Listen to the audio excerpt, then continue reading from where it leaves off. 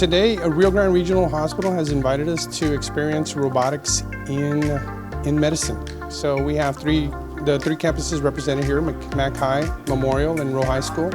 And the students that are here are from our robotics program.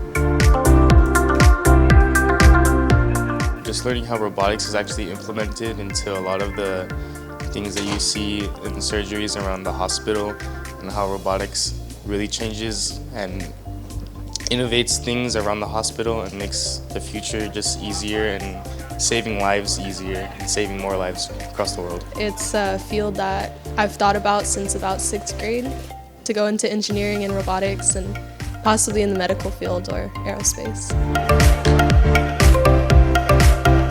You know, very proud to talk to these kids who are the next generation, who are the ones that are going to make this technology better, who are the ones that are going to advance surgery and what we do. So great to tell them that what we can do, the latest things, and it's their job to kind of try to influence them, or not really influence, but set a spark in them to help to further our generation and help mankind. So excited to see our young generation and try to give them some inspiration so that they can help us as we continue to grow throughout the future.